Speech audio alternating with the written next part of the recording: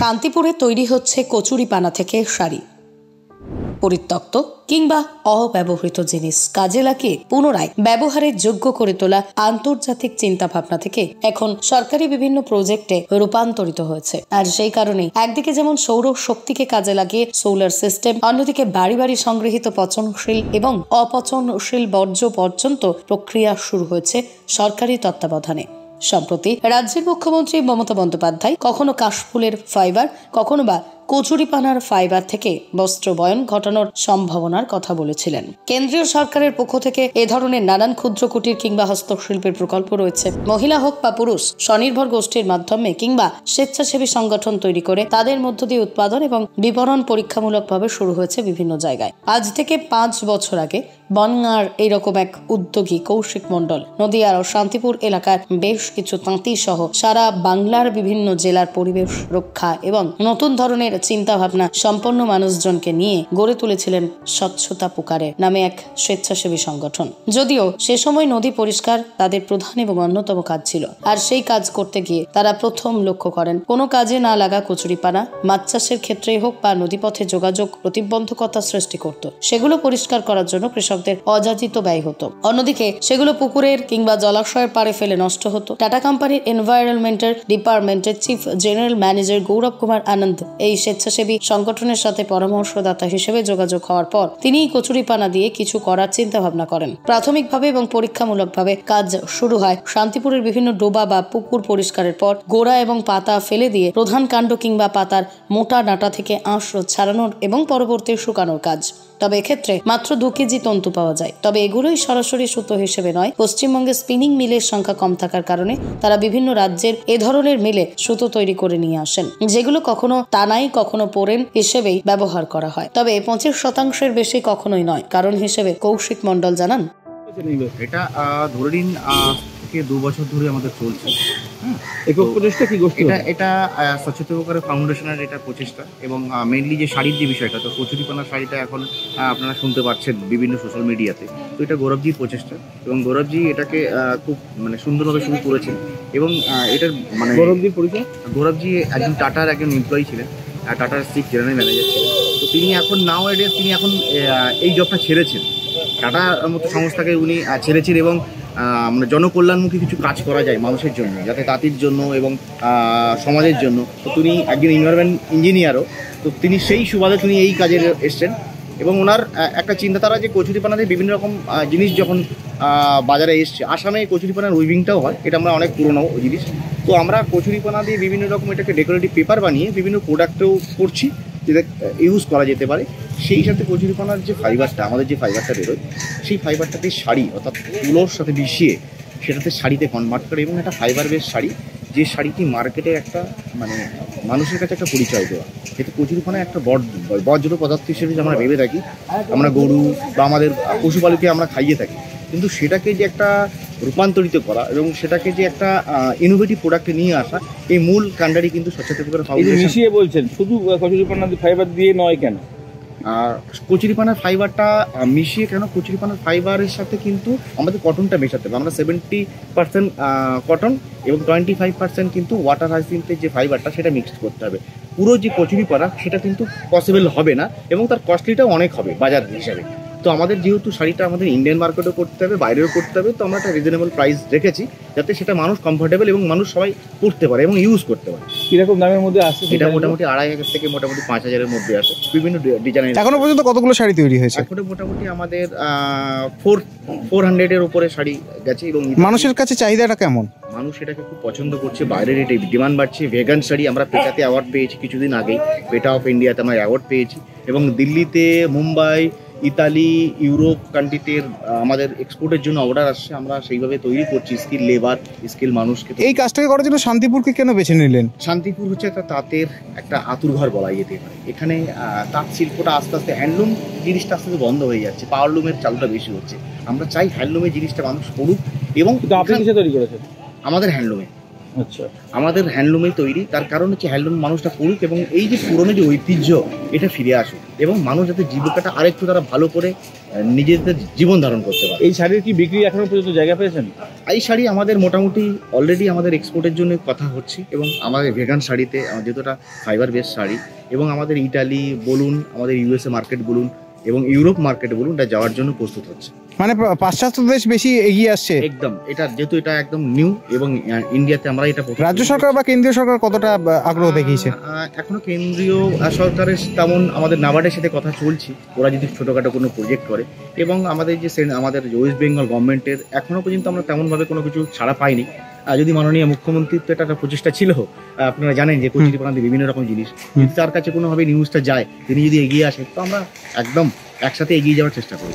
তবে পরিবেশের দিক থেকে এবং পরিত্যক্ত রিসাইকেল এবং বিষয়টিতে কেন্দ্রীয় এবং রাজ্য উভয় সরকারকে সহযোগিতার হাত বাড়ানোর জন্য আবেদন জানিয়েছেন সংগঠনের পক্ষ থেকে। আজ নদিয়ার শান্তিপুর মহাপ্রভু পাড়ায় স্বচ্ছতা প্রকারের সংগঠনের এই কাজ দেখতে এসেছিলেন ছত্তিশগড় রাজ্যের জব্বলপুর এলাকা থেকে NULM এর শ্বেতা সেনী। তিনি বলেন, हम लोग ने सोशल मीडिया में गौरव आनंद सर के बहुत सारे प्रोजेक्ट्स देखे, उनका क्लीनिंग ड्राइव और सब देखा। उसी प्रोजेक्ट में हमने देखा कि कैसे जलकुंभी जो वाटर हायासिंथ है उससे वो कैसे हैंडीक्राफ्ट और आगे का वीविंग और साड़ी बनाने का काम कर रहे हैं। तो उसको देख के हमारे निगम के जो कमिश्नर हरीश मंडावी सर और हमने देख के बहुत इंटरेस्ट आया हमें।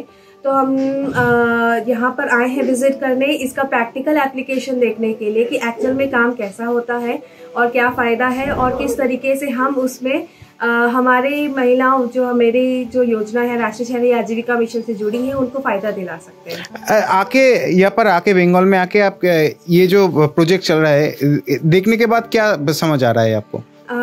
ये प्रोजेक्ट देखने के बाद सबसे बहुत सारी चीज़ें समझ में जो आई हैं। सबसे पहला कि किस तरीके से यहाँ पे सब एकजुट होकर काम कर रहे हैं और दूसरा हमारा इकोसिस्टम या जो हमारी सफाई जो इस अभियान में बहुत मदद हो रही है क्योंकि जलकुंभी जो है बहुत जल्दी जल्दी फैलता है। और दूसरा हम लोग वेस्ट से भी एम्प्लॉयमेंट जनरेशन कर सकते हैं और महिलाएं उसमें अपने घर बैठे भी काम कर सकती हैं, उनको ज़रूरी नहीं है कि कहीं बाहर जाके ही वो काम करें। ये चीज़ जो जी बिल्कुल, हमारे छत्तीसगढ़ में भी बहुत सारे जगह में बहुत जलकुंभी है, जगदलपुर में भी बहुत सारे ऐसे पॉन्ड हैं, जगह जहाँ पे पानी ठहर जाता है वहाँ पे जलकुंभी की समस्या। फाइबर हो चाहे साड़ी, ये बिकने का जगह ठीक ठाक है? कोई गवर्नमेंट कोई प्रोजेक्ट है ये मालूम है आपको? जी, जैसे हमारे योजना में भी हम लोग समय समय पे एग्जीबिशन मेला का आयोजन करते हैं जिसमें उनको प्लेटफॉर्म मिलता है। साथ में ही आजकल हम लोग अमेज़ॉन फ्लिपकार्ट पे भी समूह की महिलाओं को उनके प्रोडक्ट्स को जोड़ते हैं और काफ़ी सारे मिनिस्ट्रीज जो है जैसे मिनिस्ट्री ऑफ हैंडीक्राफ्ट वो भी समय समय पे स्कीम्स निकालती है ऐसे महिलाओं को आर्टिशंस को हेल्प करने सपोर्ट करने के लिए। मैडम एक बात पूछूंगा, जो सेल्फ हेल्प ग्रुप है ये बंगाल में भी है और मिनिस्ट्री भी और आपके वहाँ पर भी है। सेल्फ हेल्प ग्रुप का जो महिलाओं है उन लोगों को कैसे इस प्रोजेक्ट में आप लेने का सोच रहे हैं? जैसे हम अभी सोचे हैं, जैसा प्लानिंग हमारी इस तरीके से है, जो अभी महिलाएं काम कर रही है कम से कम 40-50 महिलाओं को प्रशिक्षण देंगे। जैसे जैसे महिलाएं काम करती जाएंगी लोगों तक बात पहुंचेगी, तो जो महिलाएं जो समूह से नहीं जुड़ी हैं और जो काम करना चाहेंगी हम उनको हमारे समूह में जोड़कर ये काम से जोड़ेंगे। इससे दो चीज़ें होंगी, उनको भी फायदा मिलेगा हमारी योजना को और इस काम में, और साथ में ही हम उनको इस समूह से जो भी हम लोग उनको प्रॉफिट या बेनिफिट दिला सकते हैं हम उनको बिल्कुल दिलाएंगे और हमारी योजना से जोड़ेंगे। और ये आया है जो हमारे ऊपर काम करते हैं? जी, हमारी राष्ट्रीय शहरी आजीविका मिशन जो बिलो पॉवर्टी लाइन जो हमारी जनसंख्या है खासकर महिला है उनके लिए काम करती है। उनका समूह बनाना, उनको प्रशिक्षण देना, उनको आजीविका से जोड़ना, उनको लोन दिलवाना, साथ में उनके परिवार को कौशल प्रशिक्षण दिलवाना और यदि कोई व्यक्ति कोई व्यवसाय करता है तो उनको लोन दिलाने में हम मदद करते हैं। सर कोई भी बिजनेस आप करें, जो भी बिजनेस है, चाहे आपका चाय ठेला हो, चाहे आप सब्जी भाजी का व्यवसाय करते हैं, चाहे आप दुकान का काम करते हैं, चाहे आप आर्टिशन हैंडीक्राफ्ट का काम करते हैं, उसके लिए हम लोन दिलाते हैं। সুদূর মুম্বাই থেকে অপর্ণা গাইকোডের নেতৃত্বে 8 ছাত্রছাত্রীর একদল ফ্যাশন ডিজাইন এবং বস্ত্রবয়ন সংক্রান্ত পড়াশোনা করা গবেষক ছাত্রছাত্রীরা একইভাবে সচক্ষে দেখতে এসেছিলেন শান্তিপুরে। তারাও জানাচ্ছেন, তবে हम मुंबई से आए हैं। क्यों आए हैं यहाँ पर? हम एक्चुअली फैशन स्टूडेंट्स हैं। तो कौन सी इंस्टीट्यूट के? SNDT विमेंस यूनिवर्सिटी से है और हम हमारे रिसर्च प्रोजेक्ट के लिए आए हैं। तो हमारे प्रोजेक्ट में हमें एक इनोवेटिव टेक्सटाइल के बारे में जानना था।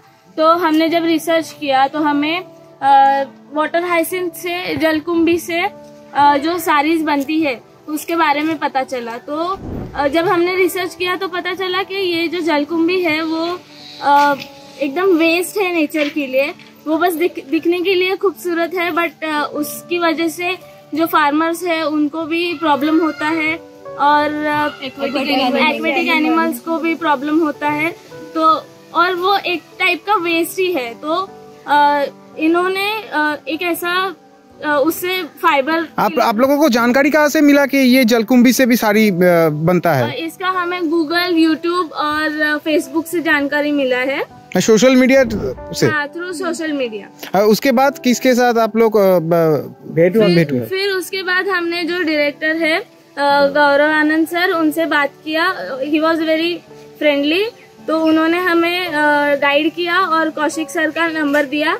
तो उनसे जब हमने कांटेक्ट किया तो फिर कांटेक्ट के थ्रू हम मुंबई से कोलकाता आए ये प्रोजेक्ट के लिए। आप तो जानते हैं बंगाल साड़ी बनने में ये एकदम माहिर है और यहाँ पर से ही साड़ी सब बनता है। हाँ। तो यहाँ पर आके आपका जो रिसर्च का जो पार्ट है, यहाँ पर आके आप लोग क्या देखा, क्या समझ में आया?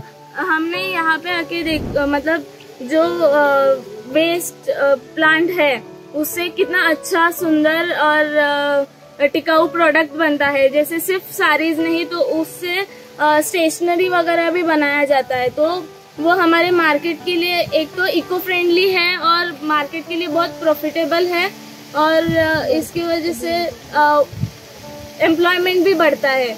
आप लोग के पेपर्स में अब क्या आएगा? जो रिसर्च का पेपर है अबाउट साड़ी, इन जलकुंभी से जो साड़ी रहता है, उसमें आपको क्या जानकारी मिला? अभी ये जो रिसर्च में है हम उसमें इसके बारे में ही डालेंगे कि मतलब कैसे बनता है और उसका क्या प्रोसेस है और उसके क्या फायदे हैं, उस बारे में हम जानकारी डालेंगे। आप कितने लोग यहाँ पर आए हैं? हम 5 लोग आए हैं। ये रिसोर्स आपको उधर मौजूद है? ये रिसोर्स हमारे उधर मौजूद नहीं है फिलहाल, बट डॉक्यूमेंट मिलता नहीं उधर। ये डॉक्यूमेंट्स वहाँ पे नहीं मिलेगा, डॉक्यूमेंट्री वहाँ पे नहीं मिलेगा। और हम ट्राई करेंगे कि जो यहाँ पे हो रहा है वो ज़्यादा से ज़्यादा, जहाँ पे ये जलकुंभी है, जहाँ पे इसकी वजह से प्रॉब्लम हो रहा है, वो जलकुंभी भी यूज में आए, इसका हम ट्राई करें। आप लोग तो फैशन डिजाइन में है, तो ये जो साड़ी बन रहा है जलकुंभी से, ये फैशन जो दुनिया है वहाँ पर क्या नया कुछ होगा? हाँ, हम वही सोच रहे हैं कि इसका फिलहाल जो सिर्फ साड़ी बन रहा है उससे हम और प्रोडक्ट्स बना सके, जैसे कि अपना traditional wear and men's, women's और किड्स के लिए अलग अलग टाइप के क्लोथिंग हम बना सकते हैं। और यही सोच के हम ये रिसार्च के लिए आए। তবে শুধু শাড়ি নয়, এই ফাইবার বা তন্তু নানান কাজে লাগানো সম্ভব। অন্যদিকে এই কচুরিপানা সংগ্রহের ফলে বর্ষাকালে উপকৃত হবেন বহু মৎস্য চাষী থেকে শুরু করে নদী এবং বিভিন্ন জলপথে যাতায়াতের মাধ্যমের কর্মীরাও। নদিয়া থেকে কোহেলি দাসের রিপোর্ট, বিশ্ব টাইমস। তুলোর সুতো দিয়ে বুনে বুনে অভ্যস্ত, এই যে বিশেষ ধরনের সুতো তৈরি হয়েছে, এতে কি আলাদা কোনো সমস্যা বা কিছু? এই ধরনের আমার কোনো সমস্যা বের হয়নি। এবার পরার ক্ষেত্রে যেটা কি হচ্ছে আমি জানি না, আমি বোনার ক্ষেত্রে আমার কোনো সমস্যা হচ্ছে। কতদিন সময় লাগছে একটা শাড়ি বানাতে? 3 দিন। অন্যান্য সুতোর ক্ষেত্রে যেরকম লাগে সেরকম একই? একটু সামান্য হয়তো বেশি কম, কয়েক ঘন্টা, ওটা ডিফারেন্সের মধ্যে। অনেক সময় হয় বর্ষাকালে বা রোদ না থাকলে আপনাদের যেমন তাঁতের সুতোর সমস্যা হয়, এক্ষেত্রে কি দেখেছেন? ওই সমস্যা এতেও হয়। আচ্ছা, মানে নরমাল সুতোর মতনই কাজ করছে, একেবারে নরমালি। মানে আপনাদের ক্ষেত্রে সেরকম কোনো অসুবিধা কিছু নেই? এইভাবেই চলছে। কি নাম আপনার?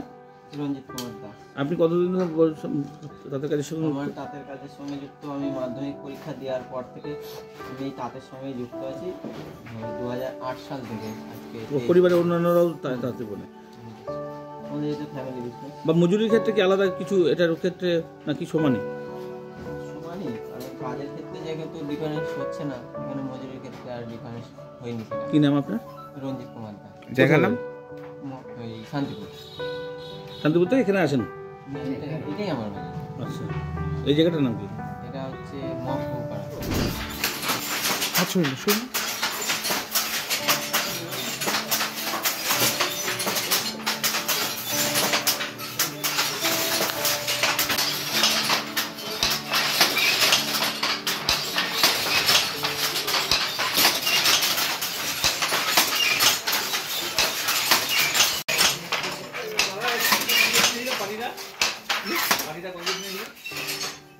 নিয়েছিল 200 টাকা মনে হয় নিয়েছিল। এই তো কদিন আগে দেখতে এসেছিলাম মাছ দিয়ে।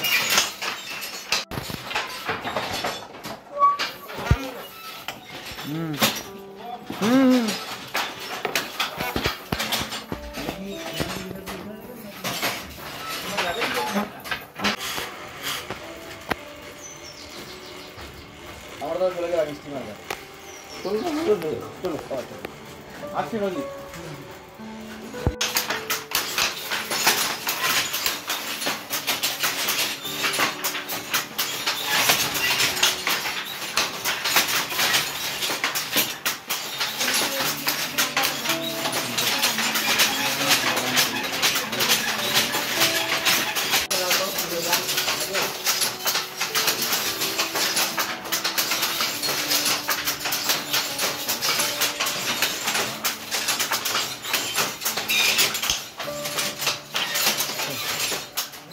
লাগবে